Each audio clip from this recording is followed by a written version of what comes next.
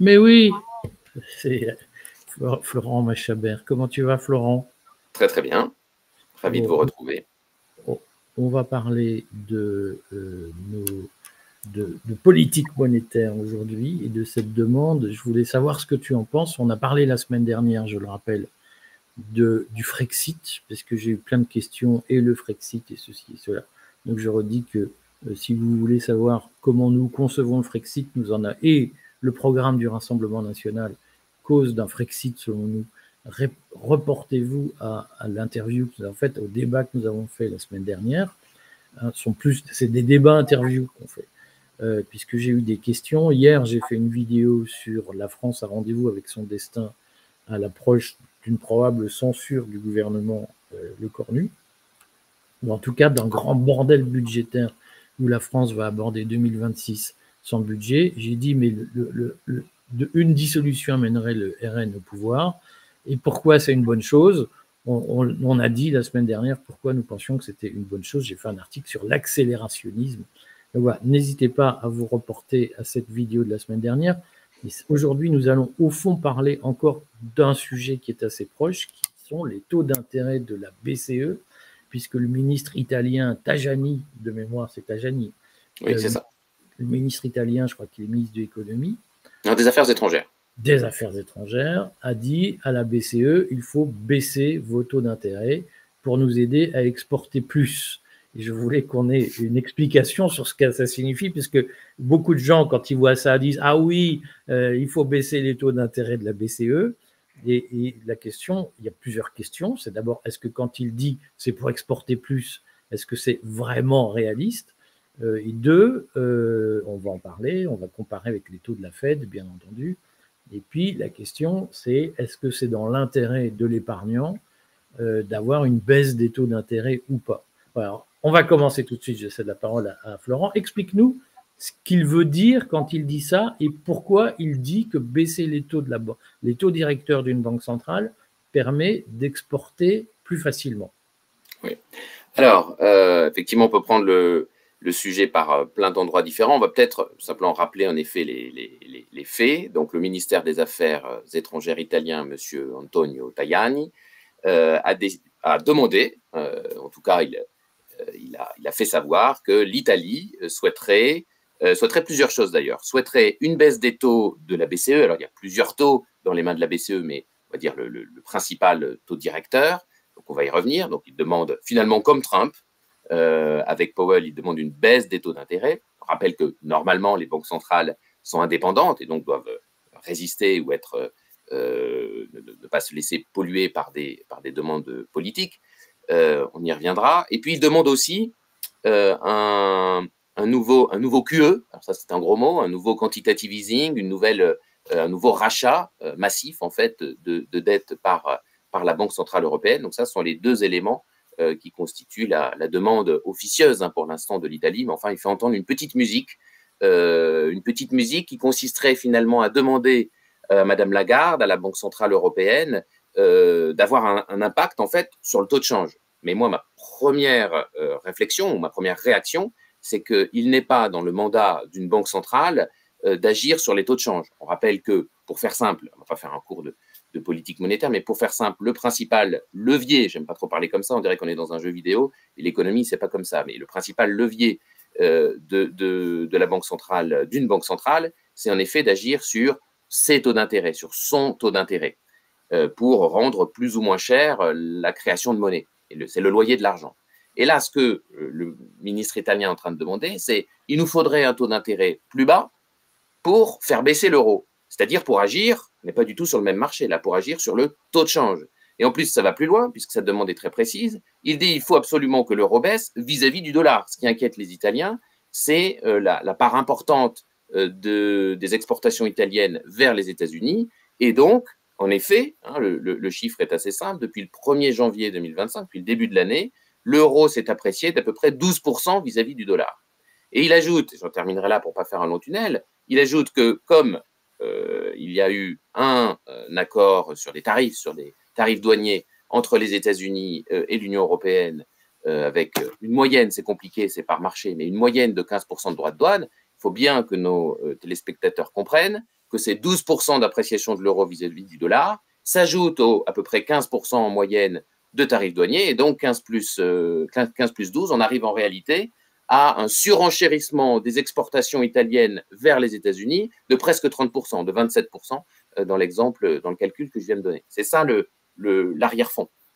Alors on va effectivement quand même bien insister sur ces questions mécaniques de taux d'intérêt et d'exportation, parce que c'est quelque chose qui souvent échappe aux gens, voire ils aiment bien répéter, parce qu'Asselineau en parle beaucoup, et on va avoir là l'exemple de l'effet toxique de ce qu'un Asselineau, par exemple, propose sur la valeur de l'épargne. On va en parler tout à l'heure. Et sur l'appauvrissement général d'une population lorsqu'on baisse les taux d'intérêt. Mais donc beaucoup de gens répètent des choses qu'ils ne comprennent pas forcément. Ce qu'il faut comprendre effectivement, c'est que la stratégie de Donald Trump pour équilibrer la balance commerciale américaine, les États-Unis sont dans la même position que la France. Ils achètent, ils importent beaucoup plus qu'ils n'exportent, en tout cas en marchandises. En services financiers invisibles, c'est l'inverse, mais en termes de marchandises, de biens de consommation, les États-Unis importent beaucoup plus qu'ils n'exportent, comme la France. L'Italie, elle, est exportatrice nette, c'est-à-dire qu'elle a une balance commerciale qui se porte bien mieux que celle de la France. Redisons-le, là aussi. Simplement, Trump, pour rééquilibrer la balance commerciale américaine, il fait ce que Tajani demande à l'Europe de faire, c'est-à-dire qu'il baisse la valeur du dollar, il déprécie le dollar, ce qui mécaniquement fait monter la valeur de l'euro. Là aussi, on en profite parce que je dis souvent des commentaires disant l'euro s'effondre, c'est une catastrophe. Non, l'euro monte par la politique protectionniste de Donald Trump et notamment par sa stratégie de dépréciation progressive du dollar.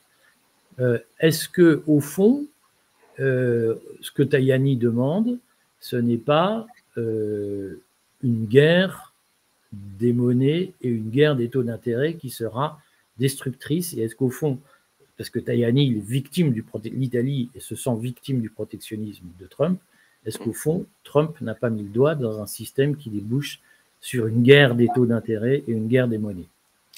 Là, il est très clair que ce que l'Union européenne, en tout cas l'Italie en l'occurrence, et les exportateurs, les pays exportateurs en général, ce dont ils sont en train de prendre conscience, c'est que les États-Unis avaient un problème de dollar fort et on se retrouve avec le même problème transféré. Alors, ce n'est pas tout à fait le même, on pourra revenir sur les causes de cette appréciation de l'euro vis-à-vis du dollar tout au long de 2025, mais les Italiens se retrouvent avec l'équivalent du dollar fort américain, c'est-à-dire un euro trop fort pour le niveau de compétitivité des exportateurs italiens vers les États-Unis. Donc, c'est essentiellement dans les machines-outils, dans l'automobile, dans la pharmacie notamment.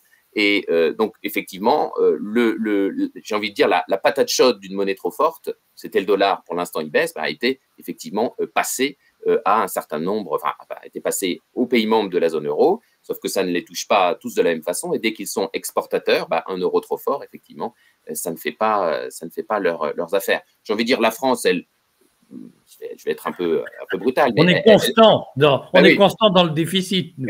On est constant dans le déficit. On a effectivement un déficit public et un déficit extérieur. Et puis, il y a tellement peu d'industrie, c'est moins de 10% du PIB, que finalement, on a déjà été. L'euro nous a déjà désindustrialisé grandement en 25 ans. Donc, on est quand même moins porté sur cette. Et d'ailleurs, c'est d'autant plus intéressant que l'Italie a fait une partie du travail de réforme de ses finances publiques et que donc, on voit bien que même en faisant ce travail-là, elle a encore les difficultés que lui laisse l'euro fort. Donc, elle a fait un travail sur la fiscalité, elle a fait un travail de réforme de son marché du travail, et pourtant, l'euro est encore un boulet, le boulet dont Friedman disait depuis le début que ça allait être, que ça ne pouvait pas fonctionner, quoi. Oui, mais je trouve qu'au fond, tu es bienveillant vis-à-vis de Tajani, qui ne fait pas d'ailleurs partie du parti de Meloni. Mais, au fond, quand même, ce que Tajani dit, évidemment, ce qui peut être audible, c'est pour exporter plus, on a besoin que l'euro baisse. Alors, on va rappeler quand même que d'évaluer une monnaie pour exporter plus, c'est aussi une façon de ne pas demander aux entreprises de faire les adaptations nécessaires pour baisser leur coût de production. Mais et c'est juste, je t'interromps 10 secondes, c'est aussi symétriquement avoir une inflation importée. C'est-à-dire qu'avec un euro plus faible, je ne sais pas moi, les Italiens, ils n'ont pas de pétrole, donc la facture énergétique, elle va augmenter à due proportion de la baisse souhaitée de l'euro par Tajani. Il y a aussi cet élément-là. On va parler des conséquences toxiques des baisses, des dépréciations artificielles de monnaie. Mais puisqu'une monnaie peut se déprécier naturellement, mais si on force, si on truque les cours, il y a des effets négatifs. Mais est-ce qu'au fond, ce que dit Tajani, c'est pas pour dire on a un État très endetté, il y a la dette publique italienne est, je crois, à 138% du PIB, c'est au-dessus de la dette française. Donc le coût de remboursement des traites, si je veux dire, le service financier de la dette italienne, comme on dit, il serait évidemment abaissé si les taux d'intérêt de la Banque Centrale Européenne baissaient. Est-ce qu'au fond, il n'utilise pas le faux argument de on veut exporter plus pour dire, mais surtout on aimerait bien continuer à dépenser et que l'État italien continue à dépenser sans trop payer? Moi, je pense qu'il y a les deux. Je pense que l'argument premier, je ne suis pas dans sa tête, mais l'argument premier, je pense qu'il est réellement de redresser la balance commerciale italienne. Ils ont dû regarder, hein. J'ai regardé l'excédent commercial de l'Italie vis-à-vis des États-Unis, c'est 55 milliards d'euros. Et donc, ils ont fait le calcul que les 27% que j'évoquais tout à l'heure, donc les 12% d'appréciation de l'euro, plus les tarifs douaniers de Trump, bah, effectivement, ça fait 27%. Si ça baisse de 27%, on est tout de suite sur du 15, 16 ou 17 milliards d'euros. Donc, je pense qu'ils n'ont pas envie de ça. Après, et d'ailleurs, c'est pour ça que c'est sa casquette de ministre des Affaires étrangères. Donc, c'est plus cet aspect-là, à mon avis, qui intéresse. Mais effectivement, rappelons que d'évaluer la monnaie, surtout, je l'ai dit tout à l'heure, qu'il demande en même temps une politique de quoi qu'il en coûte à la Mario Draghi, et que donc, il fait une demande officieuse, encore une fois pour l'instant, mais de création monétaire à nouveau, qui revient pour le coup à ce que tu disais, c'est-à-dire continuons sur la voie de notre endettement, et qui là, pour le coup, va générer de l'inflation. Mais l'inflation, ça fait très mal aux Italiens, ça fait très mal aux ménages, mais c'est bon, entre guillemets, pour l'État surendetté, italien, français ou autre. Hein, le quoi qu'il en coûte, effectivement, le coût réel de la dette, dès qu'on met réel en économie, ça veut dire qu'on enlève l'inflation. Donc, effectivement, plus l'inflation est élevée, plus le coût réel baisse. Si vous négociez avec votre banquier un taux immobilier à 3%, mais qu'il y a 3% d'inflation, en réalité, le coût réel du crédit, c'est 3%, moins 3% d'inflation, il est nul. Voilà. Donc, effectivement, il y a aussi en arrière-fond cette réalité-là. Sauf que l'Italie, en fait, elle a réussi à atteindre un excédent primaire. C'est quoi un excédent primaire de ses comptes publics? Ça veut dire qu'elle est en excédent avant d'enlever la charge de la dette, le service de la dette. Donc, c'est effectivement, lorsqu'on rajoute le service de la dette italienne, l'Italie est comme la France en déficit public. Mais si on l'enlève, pour regarder un petit peu l'équilibre des comptes publics, finalement, les dépenses et les recettes de l'État italien s'équilibrent, ce qui, rappelons-le en France, est loin d'être le cas. Donc, je suis un petit peu indulgent et je ne sais pas dans quelle mesure le deuxième argument pèse, mais en tout cas, voilà, rappelons quand même, c'est un pays qui est en excédent primaire et un excédent commercial. Donc, voilà, j'ai une petite tendresse, y compris génétique, pour les Italiens. C'est ton tropisme conservateur. Tu as toujours une sympathie pour les dépenses publiques. Mais posons la question de fond, qui est au fond la seule question qui vaille. Est-ce qu'il est dans l'intérêt des Français et des épargnants français, des classes moyennes françaises, est-ce qu'il est dans leur intérêt d'avoir une baisse des taux d'intérêt de la BCE? Est-ce que tu peux d'abord, très sommairement, redire que les taux d'intérêt de la BCE aujourd'hui sont inférieurs aux taux d'intérêt de la Fed? Oui, alors ça aussi, je voulais en parler. En fait, la demande de M. Tajani, je dirais, elle serait entendable si les taux, le principal, la facilité de dépôt, comme on dit, au niveau de la Banque Centrale Européenne, donc le taux, le taux d'intérêt que peuvent percevoir les banques de second rang, les banques commerciales, lorsqu'elles déposent leurs excédents de liquidité à la Banque Centrale Européenne, il est de 2%. Et aux États-Unis, l'équivalent, hein, donc le taux des Federal Reserve Funds, il est une fourchette, 3,75, 4%. Il est le double. Il y a déjà 200 points de base, comme on dit, il y a 2 points de pourcentage d'écart. Donc ça, si on fait une photo… C'est compliqué de dire qu'on a des taux d'intérêt trop élevés. Donc c'est compliqué de dire qu'on a des taux d'intérêt trop élevés, d'autant qu'ils sont 2 points en dessous de ceux des États-Unis. Donc si on arrêtait là, si on faisait un arrêt sur image, 4% pour les taux Fed, 2% pour les taux BCE, normalement on devrait avoir un dollar plus fort que l'euro. Ça n'est pas le cas. Donc de dire qu'il faut encore baisser pour résoudre le problème paraît un peu pour le moins insuffisant. En fait, ce qui s'est passé, et je vais répondre comme ça pour les ménages français ou italiens ou autres, c'est qu'on a bien vu que l'incertitude créée par l'arrivée de Trump et son côté foutraque, le protectionnisme, plus le coup d'arrêt du mois d'avril, quand les Chinois et les Japonais ont commencé à vendre à tout va des obligations américaines, on voit bien que cette incertitude a occasionné une fuite considérable de capitaux des États-Unis vers l'Europe. Et c'est ça qui explique une grande partie, en tout cas sur le premier semestre, au premier trimestre de l'année 2025, une grande partie de la hausse de 12%, de l'appréciation de 12% de l'euro vis-à-vis du dollar. Et puis, deuxième argument avant de répondre, il ne faut pas oublier une chose par rapport aux États-Unis, c'est que la balance courante, donc essentiellement les marchandises, même s'il y a aussi les services, la balance courante de la zone euro, elle est très excédentaire.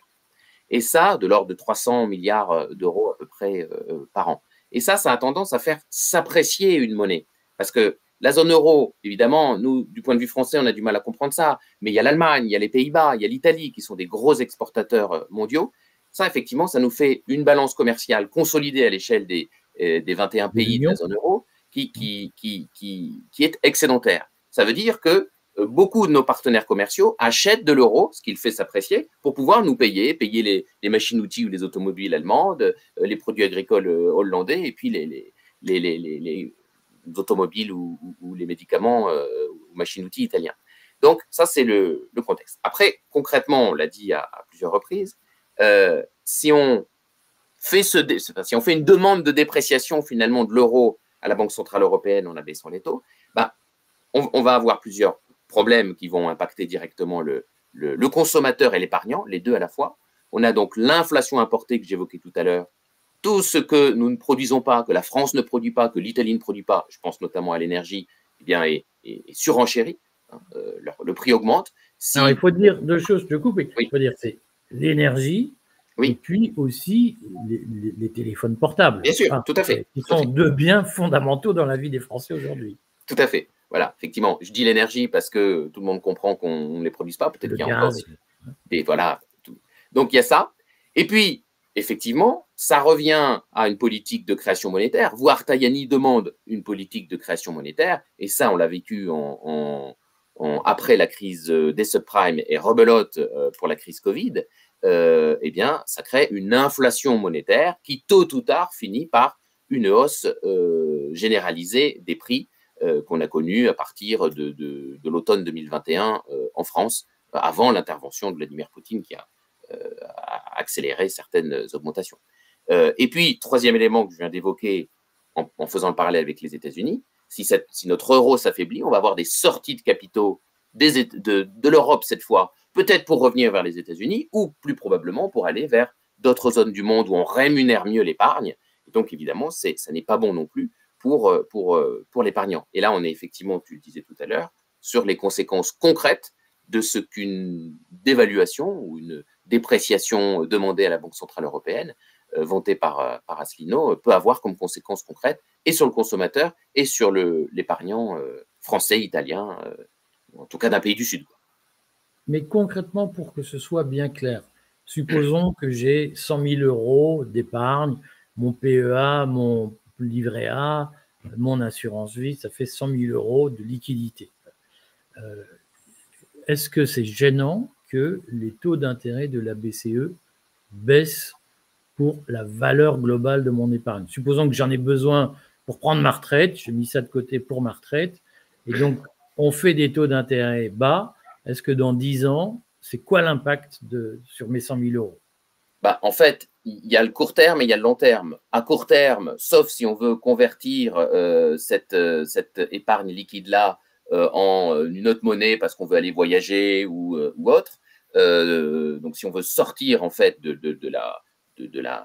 l'eurozone, là, on va tout de suite se rendre compte que notre monnaie s'est déprécié ou a été dévalué. Ça, c'est l'impact immédiat en termes de pouvoir d'achat, on va dire, de la monnaie. Ensuite, à long terme, si on déprécie la monnaie, on rend notre euro plus faible, on désintéresse, on détourne les investissements, et donc il y a un impact, je pense notamment à l'assurance vie, ou en tout cas tout ce qui est placé en fonds euros, on vient dégrader la performance d'une assurance vie, des fonds obligataires, etc. Donc déjà qu'on est tout juste au-dessus de l'inflation actuellement pour les fonds euros, donc ils sont, on le rappelle, l'essentiel qui représente 60-70% de l'assurance vie de monsieur et madame tout le monde en France, et qui, après la pierre, est le principal placement des Français, bah, effectivement, on va avoir, c'est déjà le cas d'ailleurs, on voit que depuis 2000, le rendement de l'assurance vie, il a repris un peu des couleurs précisément parce que l'euro s'est apprécié, mais si on demande l'inverse, eh ben, on va revenir sur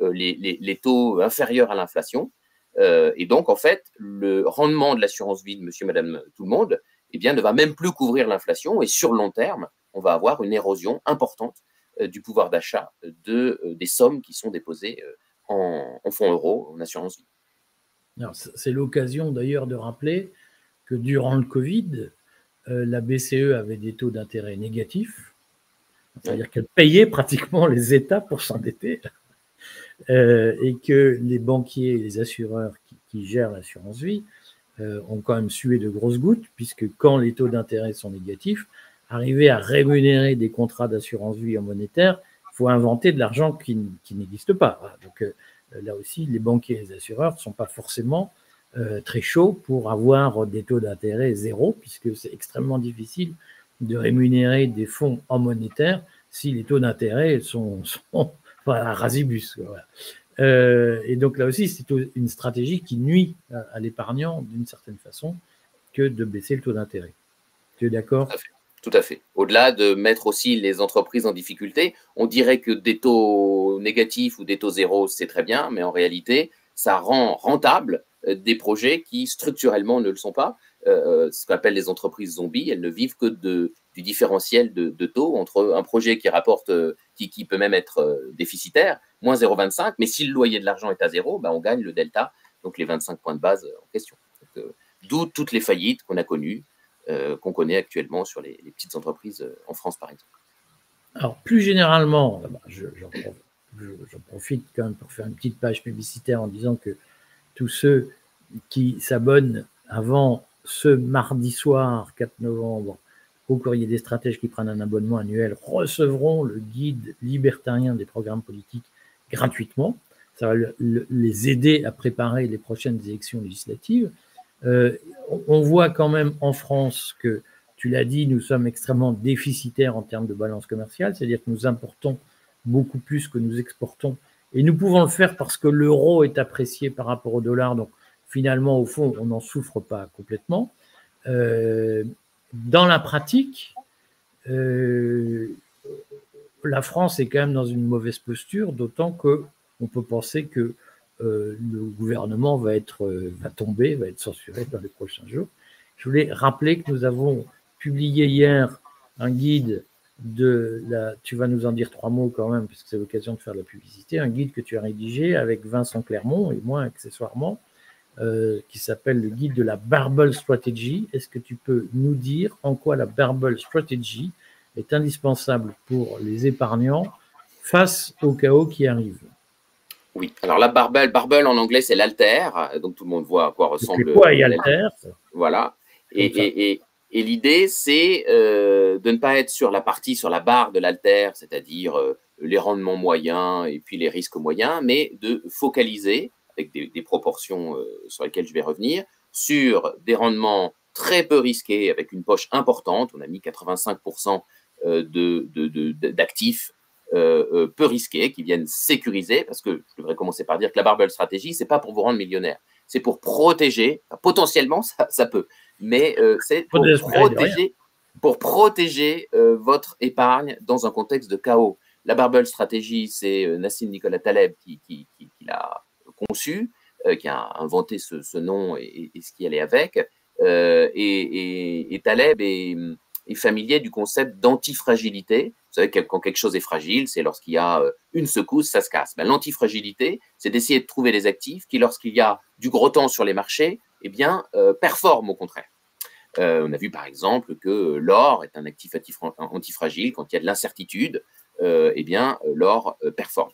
Donc, dans l'alter en question, 85% d'actifs sûrs, voilà, donc notamment du livret A, de l'épargne réglementée. Nous ne faisons pas partie de ceux qui vous disent que l'État va tout voler sur les placements, sur le livret A et les livrets de développement durable. Et puis, sur l'autre côté de l'alter, donc les 15% restants, on s'expose, vous voyez petitement, mais on s'expose à des actifs qui sont susceptibles d'avoir une croissance très importante en cas de chaos. Donc, je l'ai dit, il y a de l'or, il y a des cryptos, et puis il y a aussi, on a essayé d'identifier des thématiques d'avenir qui pourraient, via des ETF sur des indices, des ETF indiciels, eh bien, connaître une performance importante en cas de gros temps sur les marchés. Donc, l'idée, c'est d'avoir une gestion du risque en fait par les extrêmes, voilà, et qui peut être complémentaire d'un portefeuille permanent dit de Brown, où là on est aussi sur un 4x4,